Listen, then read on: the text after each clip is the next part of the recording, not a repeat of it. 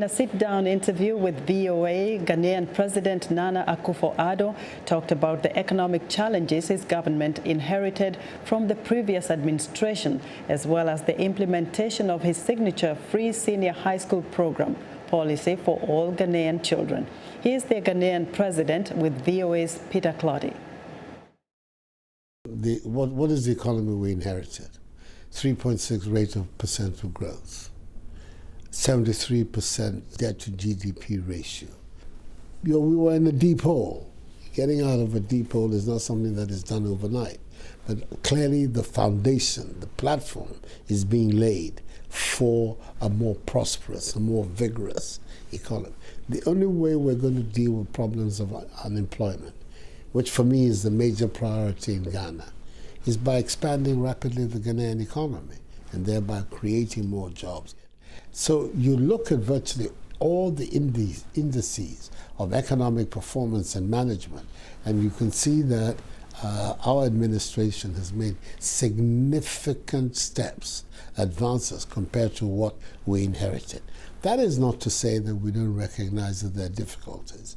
The one district, one factory policy, it is meant to galvanize rural industrialization.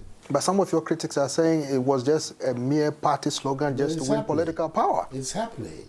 They just should open their eyes and forget, instead of just listening to themselves, opening their eyes. It's happening every day. More and more and more of these factories are being established. We're putting down the infrastructure, not just for them, also for agriculture.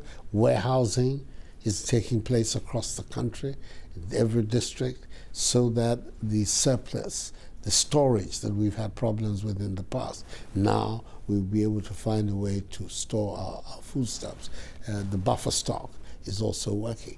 All of these things are happening in order to give our economy greater resilience than the economies that we've inherited so far. What about the fight against galamsey? Because some Ghanaians said that foreigners are coming to illegally mine Ghana's natural resources, while Ghanaians are being prevented from doing so.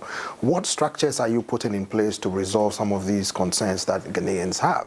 Something like 3 weeks ago, Professor Kwabena Frimpong-Boateng, world-famous scientist, very deeply concerned about this matter, who's chairing this cabinet subcommittee, laid out a roadmap of things that have to be fulfilled before the ban is lifted. And part of that is, first of all, vetting the miners. That process is going on very vigorously. And in the process, enabling us to identify the Ghanaian and the foreigners. And then we can be in a position also to take actions that are necessary. It would be completely against the grain for me to come and dispossess Ghanaians from activity, only to hand that activity over to foreigners. That's not me. My government is not about that. That is not what is happening. I'm also deeply persuaded about the validity of the course that we have chosen to deal with the problems of Ghana.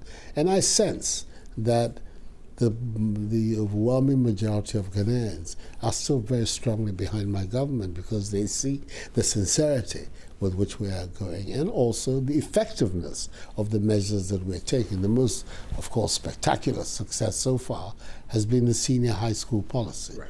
We said we were coming to do it. They said I couldn't do it. They made the same remark as you just said, that this was all a political gimmick. A political gimmick. I was seeking votes. Right. Today that we have done it, they're now saying, oh, the way I'm going about it is not right, this, that. I hear some comment has been made that it is going to be reviewed. But this is the system we have chosen. I'm very happy about it. A system which is about open government. Government acts, opposition, other people comment as they wish. And at the end of the day, the Ghanaian people will, at the end of the accounting period, the end of the 4-year period, they will make a decision and decide for themselves whether what has been done meets their expectations or whether they think that other people should come and take up the relay. this is where we are, and I'm comfortable with it. Thank you very much, Mr. President. Clottey, it's good to see you again. Good to see you again. Thank you.